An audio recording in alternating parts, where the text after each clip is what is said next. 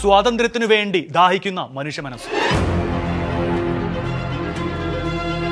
പണത്തിനു വേണ്ടി കൊല്ലാക്കൊല ചെയ്യുന്ന ഒരു കൂട്ടം ആളുകൾ. ജീവൻ പിടിച്ചു നിർത്തുവാൻ കഷ്ടപ്പെടുന്ന വയോവൃദ്ധർ.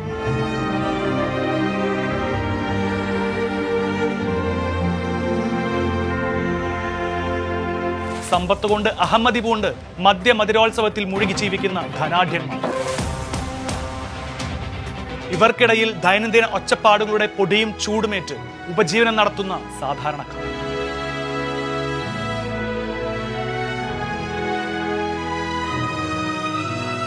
ജീവൻ അത് ജീവനുള്ളവരുടെയെല്ലാം അവകാശമാണ്.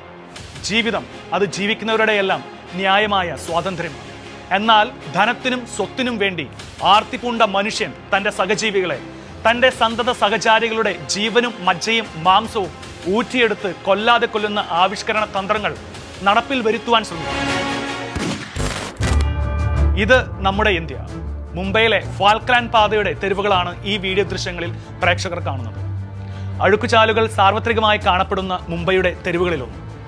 തികച്ചും വൃത്തിഹീനമായ ഈ അഴുക്കുചാൽ കടന്ന് രഹസ്യ ക്യാമറയുമായി അന്വേഷകൻ മാലിന്യമടിഞ്ഞുകൂടിയ ചവിട്ടുപടികൾ ഓരോന്നായി പിന്നിടും.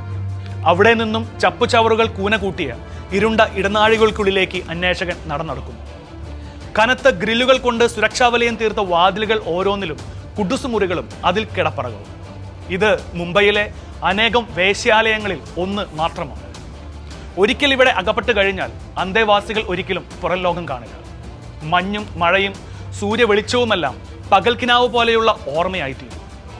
ഭീഷണികളും ഏങ്ങിക്കരച്ചിലുകളും തേങ്ങലുകളുമെല്ലാം ഇവിടെ പതിവ് കാഴ്ചയാണ്.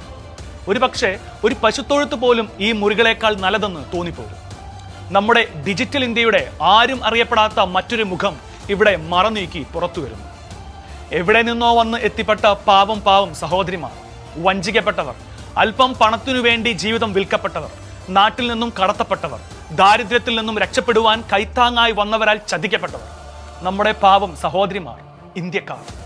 ഉത്തർപ്രദേശ്, വെസ്റ്റ് ബംഗാൾ, ഒഡീഷ, ബീഹാർ, നേപ്പാൾ, ആസാം, ജാർഖണ്ഡ് തുടങ്ങിയ നിരക്ഷര മേഖലയിൽ നിന്നും സാക്ഷരതയ്ക്ക് പേരുകേട്ട കേരളം, തമിഴ്നാട്, ഗോവ മുതലായ സംസ്ഥാനങ്ങളിൽ നിന്ന് പോലും മനുഷ്യകടത്ത് നടക്കുന്നു. ഇത് കൊൽക്കത്തയുടെ തെരുവുകൾ. റെയിൽവേ പരിസരങ്ങളിലും ബസ് സ്റ്റാൻഡുകളിലും വഴിവെക്കിലും കാണാം ഒറ്റപ്പെട്ട ബാല്യങ്ങൾ. ഭിക്ഷാടന മാഫിയകളുടെ അടിമകളായി ഭിക്ഷ തണ്ടുന്ന നമ്മുടെ സ്വന്തം കുഞ്ഞനിയന്മാരും കുഞ്ഞനിയത്തിമാരും. കളിച്ചും പഠിച്ചും നടക്കേണ്ട പ്രായത്തിൽ ദുരുപയോഗിക്കപ്പെട്ട് ബാലവേലയ്ക്കും വീട്ടു ജോലിക്കുമായി മാറ്റി നിർത്തപ്പെട്ട അനാഥ കുരുന്നുകൾ, അനാഥ ജീവനുകൾ.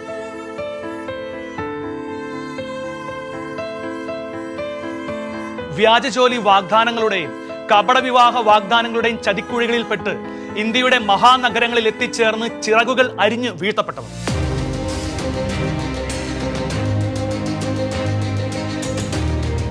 ഇതല്ലേ മനുഷ്യരെ അടിമത്വം? ഇതല്ലേ മനുഷ്യരെ യഥാർത്ഥ മനുഷ്യക്കടത്ത്?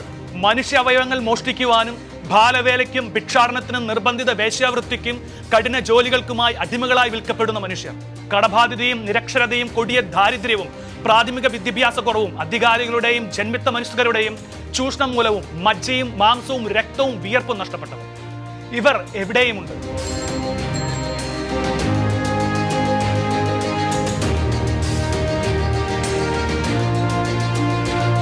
വികസ്വര രാജ്യമായ ഇന്ത്യ ഒരു ഉദാഹരണമാണ്. Thailand, Mexico, Philippines, African, Asian രാജ്യങ്ങളിൽ പലതും മനുഷ്യകടത്തിന് പേര് കേട്ടതാണ്. അടിമത്തം പുരാതന കാലം മുതലേ മനുഷ്യരാശിയെ വേട്ടയാടുന്ന ശോചനീയ അവസ്ഥയാണ്. സാമൂഹിക ജീവിയായ മനുഷ്യൻ പരസ്പരം സഹായിച്ചും സഹകരിച്ചും ജീവിക്കുന്നിടയിൽ കടുത്ത സ്വാർത്ഥ താല്പര്യങ്ങളും മനുഷ്യന്റെ അടങ്ങാത്ത ആർത്തിയുമാണ് മനുഷ്യനെ തന്റെ സഹജീവികളെ ചൂഷണം ചെയ്യുവാൻ പ്രേരിപ്പിക്കുന്നത്. പ്രാചീന കാലഘട്ടങ്ങളിൽ യുദ്ധത്തടവുകാരും വിവിധ ഗോത്ര വിഭാഗങ്ങളുമായിരുന്നു അടിമകളായി വിൽക്കപ്പെട്ടതെങ്കിൽ പിന്നീട് വംശീയതയുടെയും ജാതിഭരണ വ്യവസ്ഥതയുടെയും തീരാ കളങ്കമായതുമാണ്.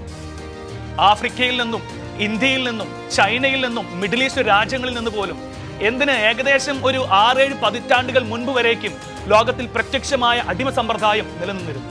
എന്നാൽ വ്യവസായ വിപ്ലവം, നവോത്ഥാന പ്രസ്ഥാനങ്ങൾ, സ്വാതന്ത്ര്യ സമരങ്ങൾ, ന്യൂനപക്ഷ ഏകീകരണങ്ങൾ, മൗലിക അവകാശവാദങ്ങൾ, സ്ത്രീ പുരുഷ സമത്വം, സ്ത്രീ ശാക്തീകരണം, വിദ്യാഭ്യാസ വിപ്ലവം മുതലായ മനുഷ്യമഹാത്മത്തിന് വേദികളാവുകയും ജനങ്ങൾ പ്രബുദ്ധരാക്കപ്പെടുകയും ചെയ്യും.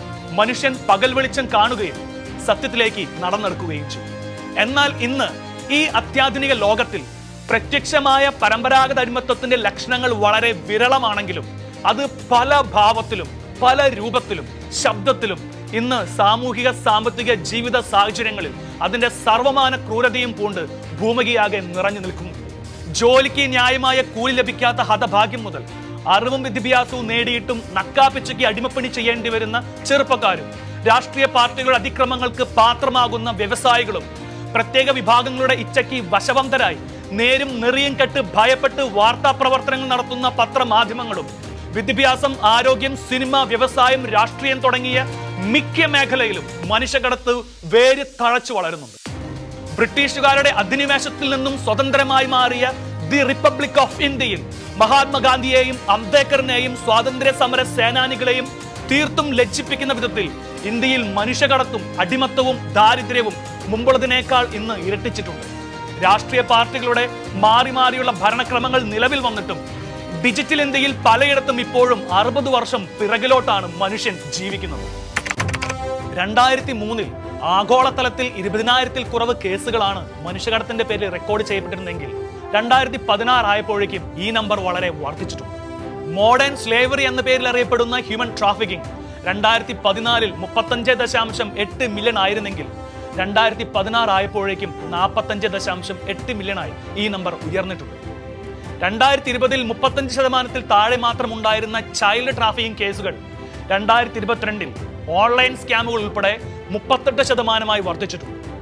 2022-ൽ മാത്രം ആഗോളതലത്തിൽ 69,627 കേസുകളാണ് മനുഷ്യക്കടത്തിന്റെ പേരിൽ കണ്ടെത്തിയിട്ടുള്ളത്. അതിൽ 39% ഇരകൾ സ്ത്രീകളും 22% പെൺകുട്ടികളും 16% ആൺകുട്ടികളും 23% പുരുഷന്മാരുമാണ്. ഇപ്പോൾ പറഞ്ഞത് അന്തർദേശീയ കണക്കുകളാണ്. ഇനി ഇന്ത്യയിലേക്ക് വരാം.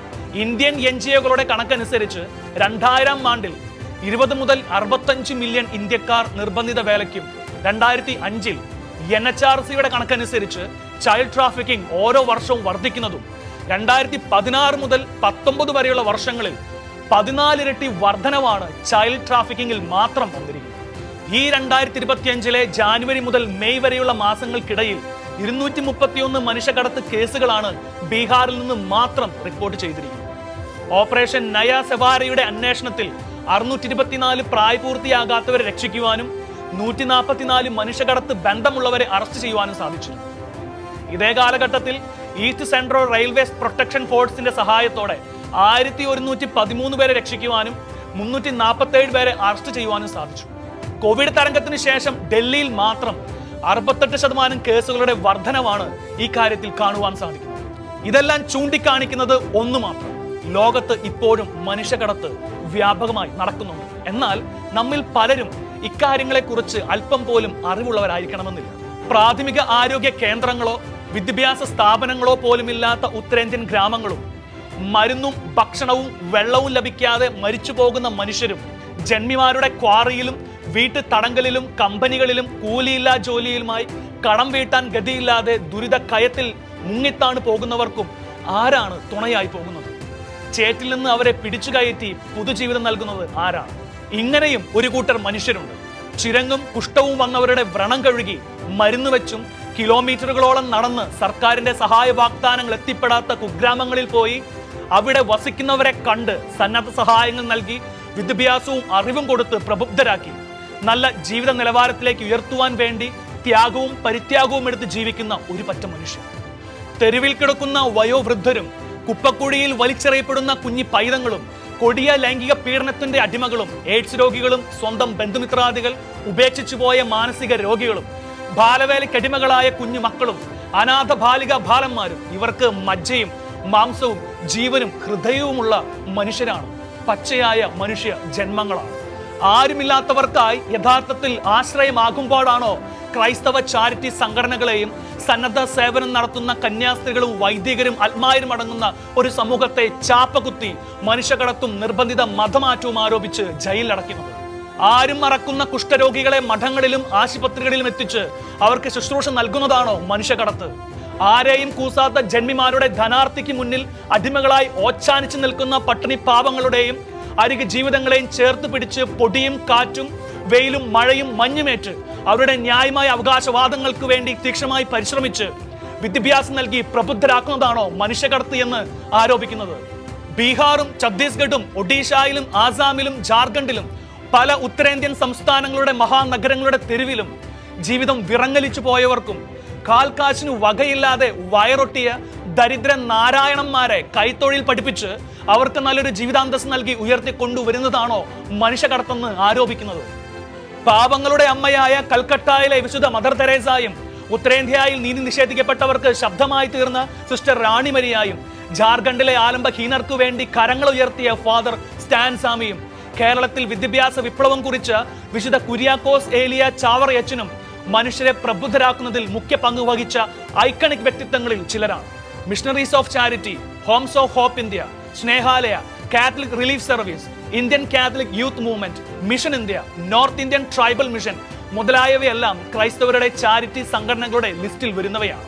ഓരോ വർഷവും 1,25,000 കുറയാതെ അനാഥ കുഞ്ഞുങ്ങളെ പരിപാലിക്കുന്ന മിഷണറീസ് ഓഫ് ചാരിറ്റിയും ഓരോ മാസവും 100ലധികം കുഞ്ഞുങ്ങൾക്ക് ആശാ കേന്ദ്രമാകുന്ന സലേഷൻ മിഷനും മനുഷ്യകടത്തിനെതിരെ ശബ്ദമുയർത്തുന്ന കാരിത്താസ് ഇന്ത്യ, ആന്റി ട്രാഫിക്കിംഗ്, ഹൈദരാബാദിലുള്ള പ്രജ്വാല മിഷനുകളും ഇന്ത്യയിലെ അശരണർക്ക് കൊടുക്കുന്ന പ്രതീക്ഷ വളരെ വിലപ്പെട്ടതാണ്.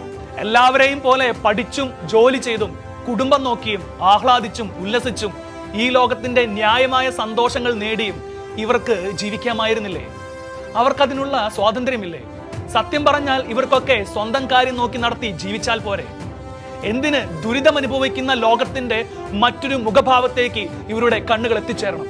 മൈലുകൾ താണ്ടിയും ത്യാഗമെടുത്തും ന്യായമായ സന്തോഷങ്ങൾ സ്വമേധയാ വേണ്ടെന്ന് വെച്ചും വ്രതത്രയങ്ങളായ ദാരിദ്ര്യം, ബ്രഹ്മചര്യം, അനുസരണം എന്നിവ സ്വമനസാ സ്വീകരിച്ചും ബന്ധുക്കളിൽ നിന്നും സ്വന്തക്കാരിൽ നിന്നും അകറ്റപ്പെട്ട് വിദൂര ദിക്കുകളിൽ പോയി തങ്ങളുടെ ശുശ്രൂഷകൾ മറ്റുള്ളവർക്ക് വേണ്ടി ചെയ്യുന്നതിന്റെ ഒരേ ഒരു രഹസ്യം അവരുടെ ഉള്ളിലുള്ള കെടാത്ത മനുഷ്യത്വമാണ്. അതിന് തിരികൊളുത്തിയത് മനുഷ്യന് മഹത്വം കൊടുത്ത് സൃഷ്ടിച്ച ദൈവമാണ്. തങ്ങളെ നെഞ്ചോട് ചേർത്ത് പിടിക്കുന്ന ക്രിസ്തുവിന്റെ സൃഷ്ടാവിന്റെ കരുണയാണ്, സ്നേഹമാണ്, വാത്സല്യമാണ്.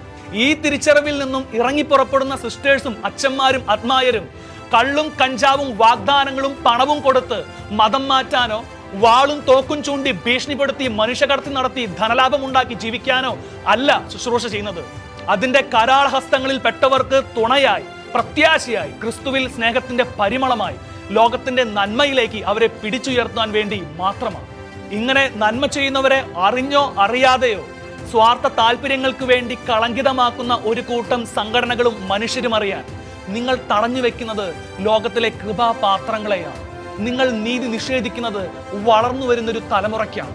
നിങ്ങൾ തുറുങ്കിലടയ്ക്കുന്നത് ഒന്നോ രണ്ടോ സന്യസ്തരെയല്ല, അവരുടെ തണൽ പറ്റി സംരക്ഷണം തേടി ജീവിതം കരുപ്പിടിപ്പിക്കുവാൻ പെടാപ്പാടുപെടുന്ന ഒരുപാട് ഭാഗ്യഹീനരായ മനുഷ്യ ജന്മങ്ങളെയാണ്. മനുഷ്യകടത്തും മതപരിവർത്തനവും ആരോപിച്ച് ഓരോരോ വർഷവും ജയിൽവാസവും ആക്രമണങ്ങളും ഏൽക്കേണ്ടി വരുന്ന ഈ നന്മ മരങ്ങൾക്ക് പിറകിൽ തണൽ തേടി ചേക്കേറാനെത്തുന്ന ആകാശ പറവകളുണ്ടെന്ന കാര്യം കൂടി മനുഷ്യരെ നിങ്ങൾ ഓർക്കണം.